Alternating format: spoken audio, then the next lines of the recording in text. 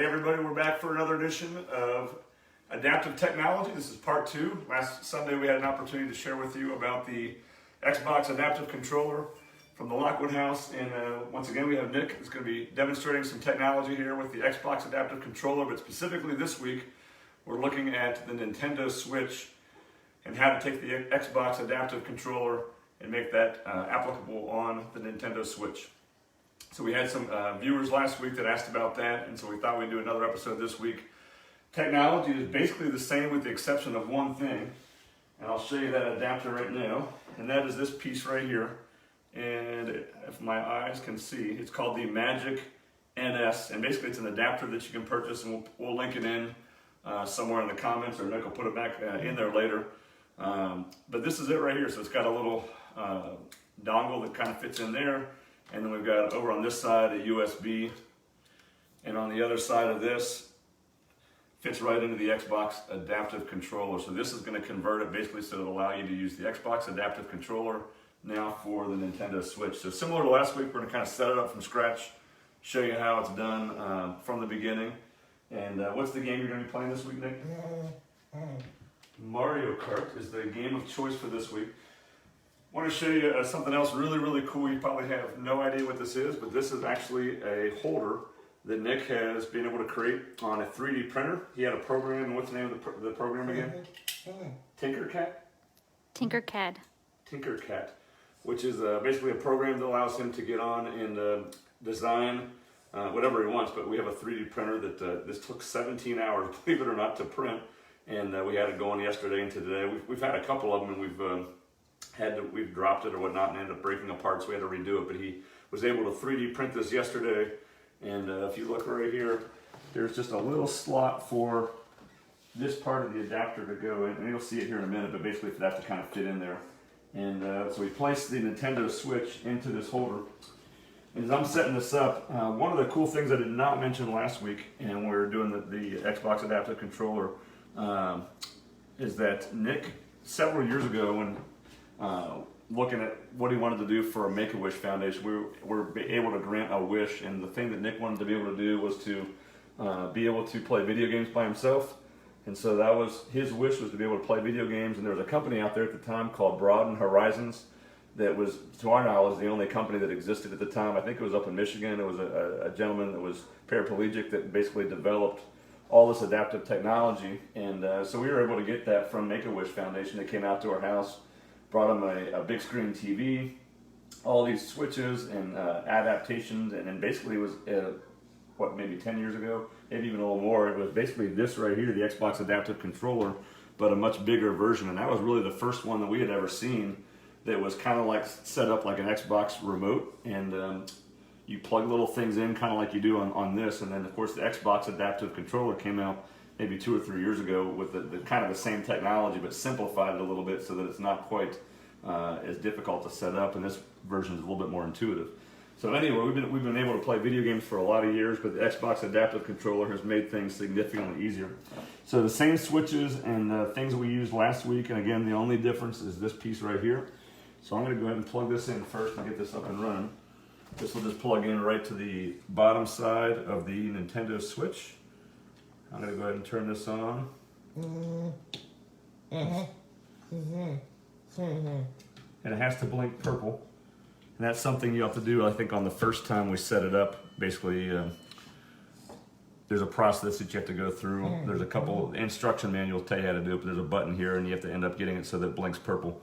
And it puts it into a certain mode, I guess is the best way to put it. So that is holding it there. Again, that was a 3D printer that I used yesterday. And then we have these switches, the left and right, that'll plug into the back of the Xbox Adaptive Controller, just like we did last week. And if you were not able to tune in last week, basically this Xbox Adaptive Controller is exactly, it's set up and so that you can basically have all the functions that an Xbox regular controller would have. So all these little slots back here in the back, it's got the Y, the X, the B, the A, RB, RT, LT. It's got the right and left, front and back. and a lot more as well. So there's a lot of different things you can do. Pretty much anything you can do on a regular controller now. You just kind of figure out what you need to do, and then you plug in the switches to that particular place.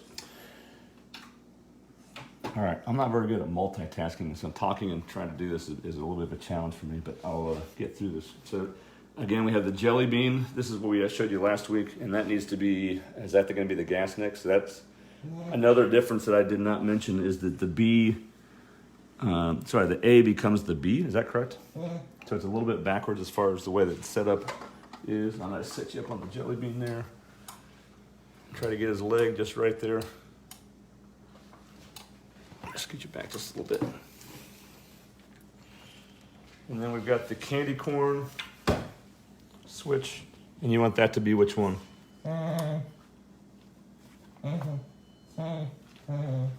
Firepower. And so that's going to be... No, I think the B is going to be your firepower, and I think the RT is going to be your gas. Is that right? We'll find out here in a second. So we're going to power this thing on here. And this should automatically connect up. This is blinking right now, you'll see. And it should, in theory, go to a solid. Once I gotta turn this back on here, sorry. In theory, this should sync back up so that turns solid, and it has. So that means we have power. Everything's working there. Now I've got your right and the left switch. We're gonna hook them up here. And again, this is just what we have found to work with Nick. We have to just kind of trial and error and get it just right so that he can be able to control these different switches. You have to kind of place it just right. Let's see if we can prop this up a little bit.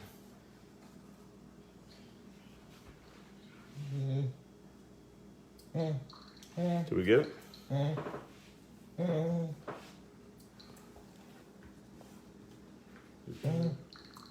Move this over a little more. The other direction? The other way? More? And forward. How's that?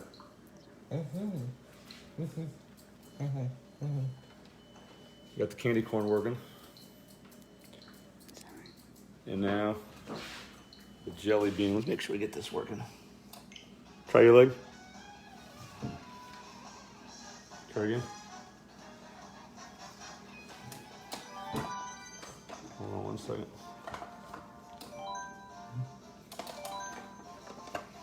I'll just show over here just for a second while I set this in there. Let me try it. Can you show them how light touch this is? All he has to do on this one is hover over it. Try your leg again.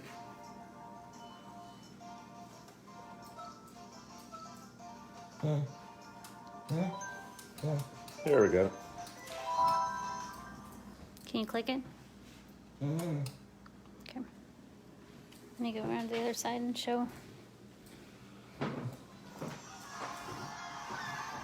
All right, so that took us a little time to get set up, but now you kind of see he's got everything ready to go. He's been able to control everything himself, selected the different car, which character he wanted in the car, and now here we go, Mario Kart. Let's do this. 7th place, you got some time to make up here. 5th place, 4th place. Let's go, let's go. But is this not working? Fire's not working. Sorry again. There we go. I don't know they have it plugged in. This one's not working. Is that not working? It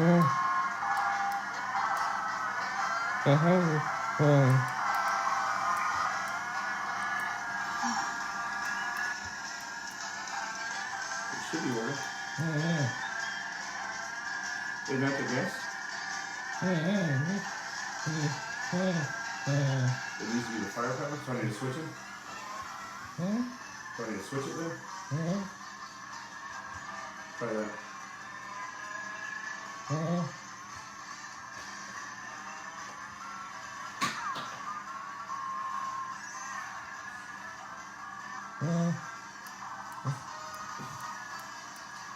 This is the firepower and this is the gas. That one's jumping. Is it not working? This one's making him jump. Okay, I'll try it now. Nope. Is that it?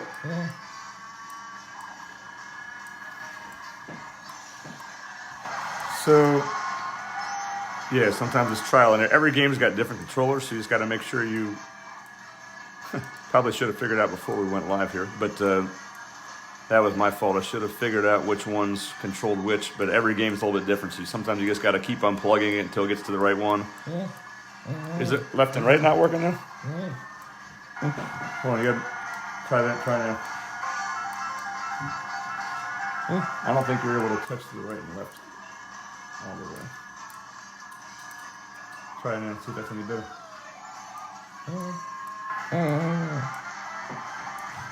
Hand back.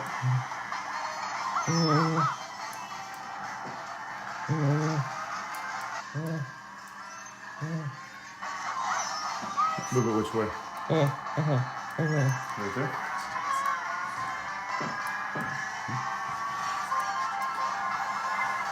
So while we're in third place here, if anybody has any questions for Nick, go ahead and put them there in the comments there, and we'll try to help you out.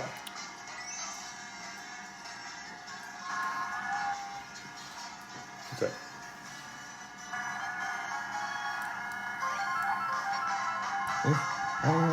Everything working now? Did you ask, is anybody watching? Oh, there's people from all over the world watching it. All over this country and all over this world, hopefully. At least, if not right now, maybe later they'll watch it on the replay. I'm sure there'll be people. Maybe mention where you're from as well. That might be fun. So people that are watching, even if you're tuning in after we're going live, maybe put in the comments where you're watching from.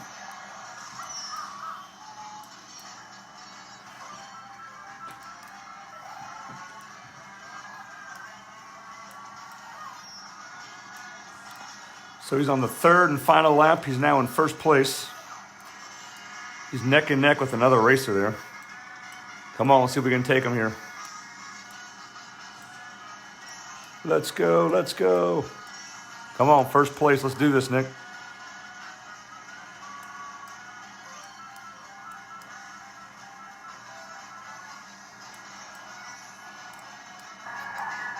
Almost there. Come on, man. You're in second now. Uh-oh. You're almost there. You're almost there.